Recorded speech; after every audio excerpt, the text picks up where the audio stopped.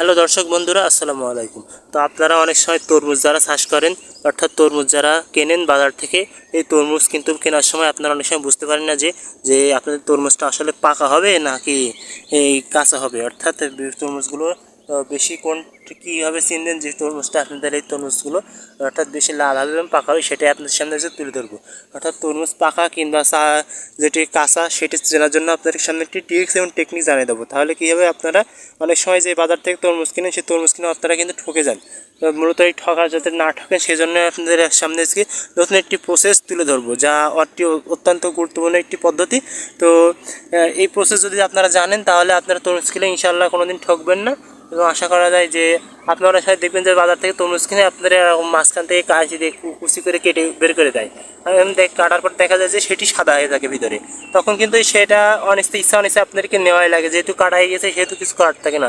কিন্তু তার আগ দিয়ে যদি আপনারা তরমুজটা পরীক্ষা করে চালাতে পারেন, অর্থাৎ আপনারা যদি বুঝতে পারেন যে এই তরমুজটা পাকা হবে, তাহলে কিন্তু আপনাদের জন্যই সুবিধা হয়। সেক্ষেত্রে আমি আপনাদের সামনে আজকে ট্রিক্স তুলে দিচ্ছি। অর্থাৎ দেখুন, এখানে দুটো তরমুজ ধরেছে, কিন্তু এই দুটো তরমুজই কিন্তু পাকা না, যে কোনো একটি পাকা।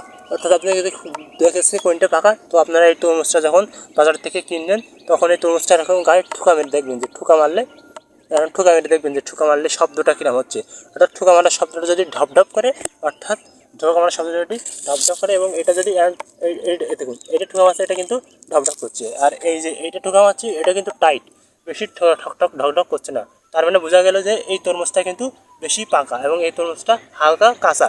তো আপনাদেরকে এইভাবে লক্ষ্য করতে হবে। এবং আপনারা তরমুজের গা দেখবেন যে তরমুজের গা বেশি কালো, অর্থাৎ বেশি কালো সবুজ ভাব, সেই তরমুজটা কিন্তু আপনাদের কাঁচা হতে পারে। এবং যেই যে তরমুজের গা কিন্তু হালকা হাসাটে বর্ণ হয়ে গেছে, অর্থাৎ লালচে বর্ণ, গা সবুজ ভাব থেকে নীলচে বর্ণ ধারণ করেছে, সেটার কিন্তু বেশি পাকা হবে তরমুজটা। তো আপনার সামনে সেটাই তুলে ধরলাম যে কোন তরমুজটা বেশি পাকা হবে, কোন তরমুজটা বেশি কাঁচা হবে। অর্থাৎ তরমুজ পাকার ক্ষেত্রে যেটি পাকা সেটি আপনাদেরকে টিপ দিয়ে দেখতে হবে যে ঢপঢপ করছে কিনা, এবং তরমুজটা মূলত সবুজ ভাব থেকে নীলচে বর্ণ ধারণ করেছে কিনা, অর্থাৎ নীলচে থেকে সবুজ ভাব হয়ে অর্থাৎ পাকা পাকা ভাব হয়েছে কিনা।